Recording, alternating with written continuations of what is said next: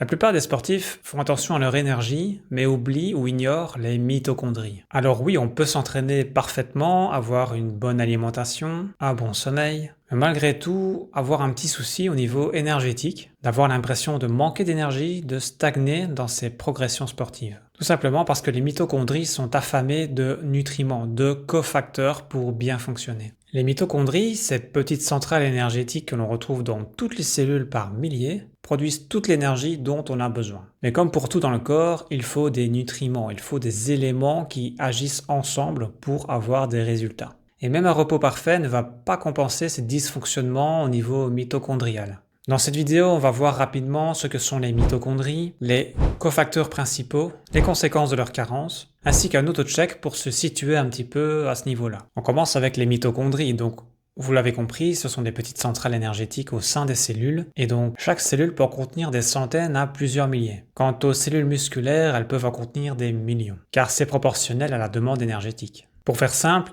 il y a deux membranes, une externe qui fait office de barrière et une interne qui est un peu le siège du pouvoir. C'est à l'intérieur qu'il y a la production d'ATP. L'ATP, c'est l'adénosine triphosphate. C'est l'unique molécule d'énergie que le corps peut utiliser. C'est un peu l'étape finale entre vos apports caloriques et la création d'énergie. Au final, l'organisme ne fait rien directement avec les calories, les glucides ou les lipides. Ce qu'il va vraiment utiliser, c'est donc l'ATP. Et cet ATP nous permet de vivre tout simplement, car sans elle, il n'y aurait pas de pensée, de battement de cœur ou encore de contraction musculaire. Alors je ne vais pas rentrer dans les détails de la production biologique, mais sachez que vous pourrez retrouver ça assez facilement sur Internet.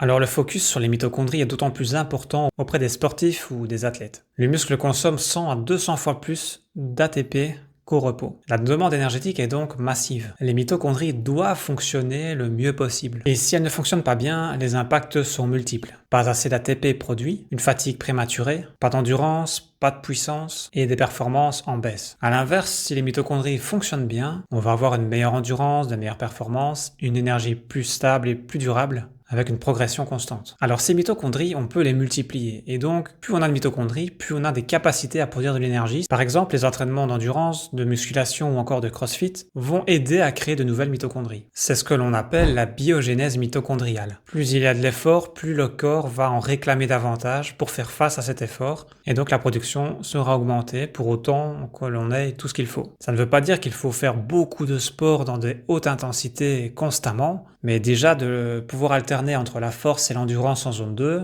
peut être très bénéfique. Et comme je l'ai dit, multiplier les mitochondries, c'est bien. Avoir suffisamment des cofacteurs pour qu'elles fonctionnent bien, c'est mieux. Alors je vais vous citer les cofacteurs principaux à tenir à l'œil. Et on commence avec la coenzyme Q10. C'est l'électron majeur de la chaîne respiratoire. Il transporte jusqu'à 95% des électrons, donc c'est vraiment important.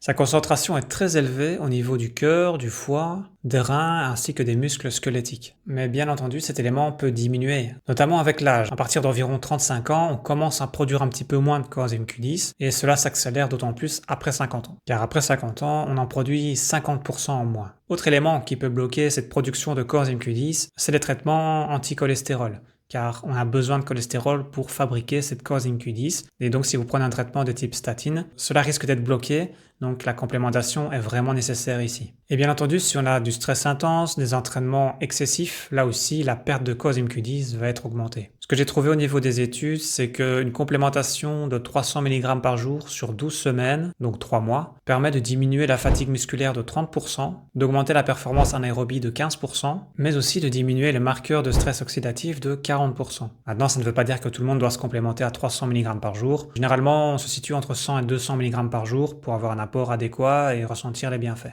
Autre cofacteur, c'est le NADH+.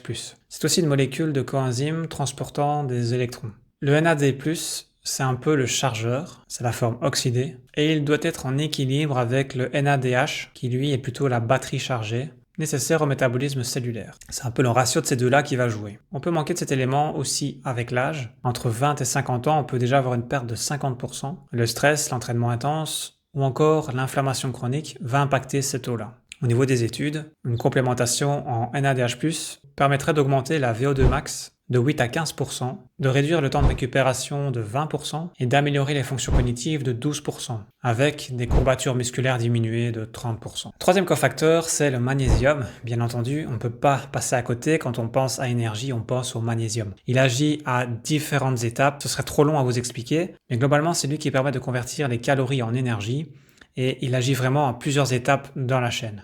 C'est vraiment le bouton on pour la production d'énergie. Le magnésium peut clairement manquer auprès des sportifs qui s'entraînent régulièrement, qui mettent de l'intensité, qui transpirent, qui stressent aussi le reste de la journée. Alors ne comptez pas sur un bilan sanguin pour doser votre magnésium, mais fiez-vous plutôt à vos ressentis, car le dosage va dépendre aussi de votre ressenti, de votre situation à vous. On peut clairement y aller entre 300 et 600 mg par jour selon les besoins, selon votre pratique sportive. Les signes de carence, ça va être la fatigue musculaire, les crampes, les tendinites, les tremblements, les spasmes ou encore les palpitations. J'en profite pour rappeler que le magnésium doit se prendre de manière fractionnée, plusieurs fois par jour, pour avoir un taux stable sur la journée, car il ne se stocke pas. Quatrième cofacteur, c'est la carnitine. Alors c'est une molécule qui est produite par le corps et qui peut être apportée avec l'alimentation, notamment les viandes. Le rôle critique, c'est le transport des acides gras dans les mitochondries. Et donc on le sait, les acides gras, c'est le carburant privilégié pour l'endurance. Alors on a la L-carnitine, qui est le transport d'acides gras, mais qui a du mal à atteindre le cerveau. Ensuite on a l'acétyl-L-carnitine,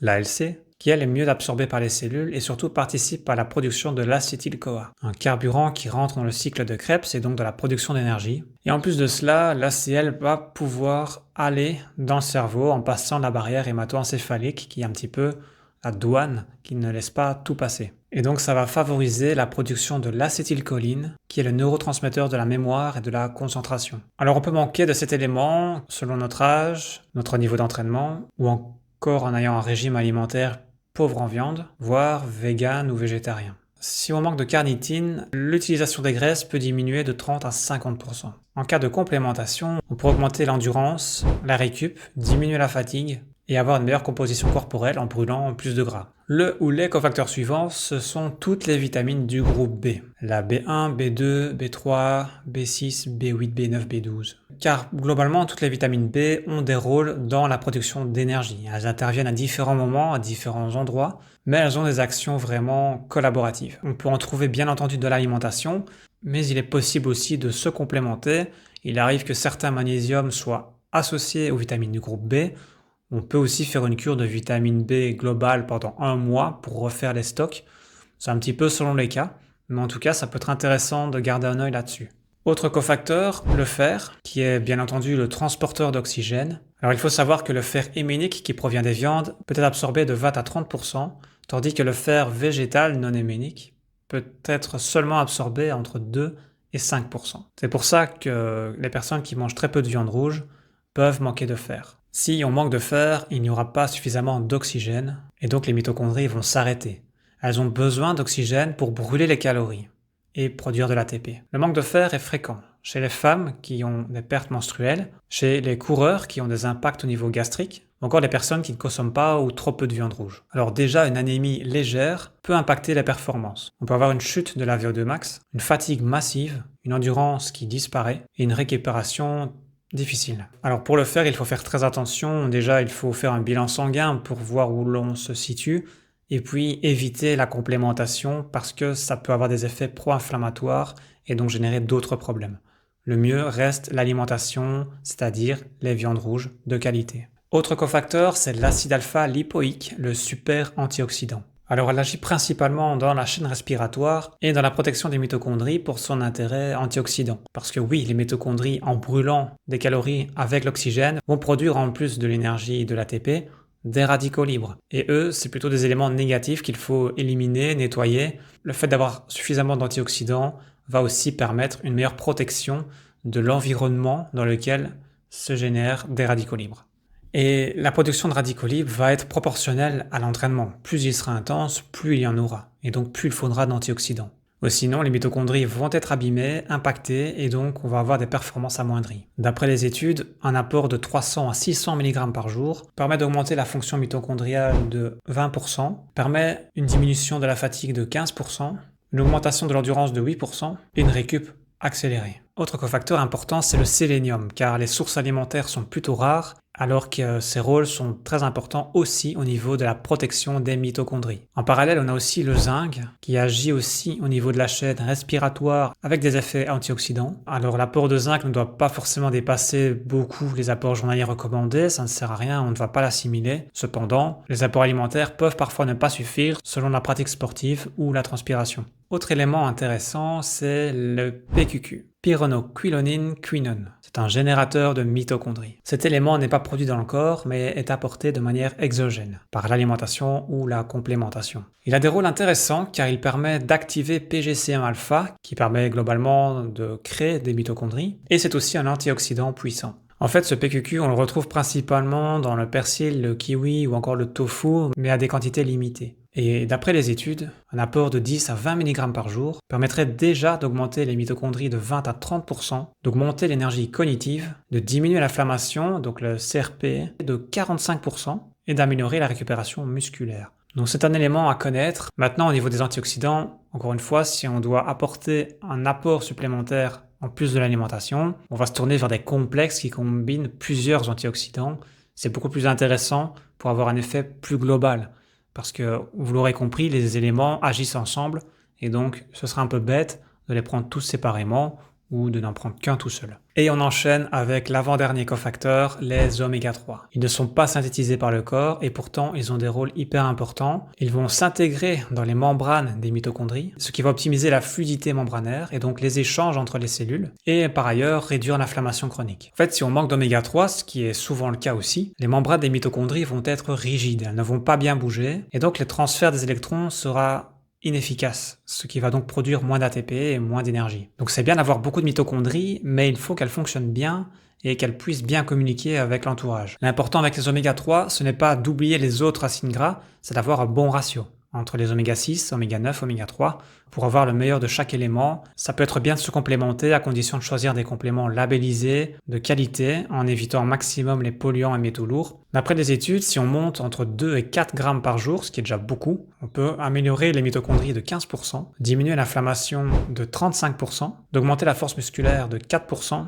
et de diminuer les courbatures de 25%. Et le dernier cofacteur, c'est la quercétine. C'est un flavonoïde que l'on retrouve dans l'alimentation, comme dans les oignons ou les pommes. Ses deux rôles principaux, c'est le pouvoir activer les sirtuines 1 et PGCM-alpha, donc de favoriser la biogénèse mitochondriale, donc la création de nouvelles mitochondries, mais aussi de bloquer un petit peu l'excès de mTOR et donc l'autophagie mitochondriale, c'est-à-dire l'élimination des mitochondries défectueuses. On a donc un renouvellement plus qualitatif. On pourrait dire que sans quercétine suffisante, les vieilles mitochondries vont s'accumuler, ce qui va diminuer leur rendement global en termes d'énergie. Au niveau des études, avec une prise de 500 à 1000 mg par jour, la VO2 max pourrait monter de 4%, l'endurance de 13%, avec une diminution de la fatigue mentale. On en arrive maintenant aux conséquences de négliger ces mitochondries. La première, ça va être d'accumuler de la fatigue chronique. Vous l'aurez compris, si les mitochondries ne fonctionnent pas bien, on a moins d'ATP et donc moins d'énergie, ce qui va avoir des impacts et des réactions en chaîne derrière. Ce qui nous amène au cercle vicieux de la fatigue qui mène à moins d'immunité,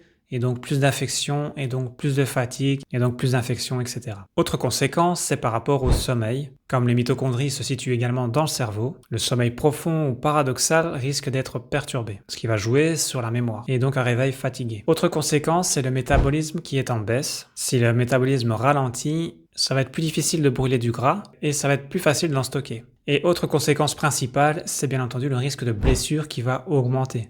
Car pour remodeler les tissus, on a aussi besoin d'énergie et d'ATP. Et en cas de carence de ces cofacteurs, on peut avoir une inflammation persistante, un remodelage ralenti, une cicatrisation plus lente, et au final une blessure qui va s'éterniser. Alors voici tous les éléments à prendre en compte pour s'interroger, pour faire une auto-analyse, un auto-check, pour voir où on se situe par rapport à ces manquements au niveau des mitochondries. Est-ce que vous avez de la fatigue constante, malgré un repos correct? Est-ce qu'il y a un plateau au niveau des performances, malgré un entraînement adapté? Est-ce qu'il y a des courbatures prolongées, c'est-à-dire au-delà des 5 jours? Est-ce qu'il y a des infections fréquentes? Un sommeil de mauvaise qualité, des réveils fréquents, une prise de poids malgré l'entraînement, une récupération lente après le sport, des crampes ou des légers tremblements musculaires, un brouillard mental avec une difficulté de mémoriser, de se concentrer, une baisse d'humeur, ou encore des symptômes cardiovasculaires avec une fatigue anormale mal, voire des palpitations. Voilà, ça peut vous donner des indications. Bien entendu, rien ne vaut une réelle analyse approfondie au niveau personnel, mais ça peut déjà vous aiguiller. Alors c'est tout pour cette vidéo, j'espère que vous avez appris des choses. Si vous avez des questions, des remarques, des expériences, des connaissances, n'hésitez pas à les partager en commentaire. Merci pour votre écoute et à la prochaine.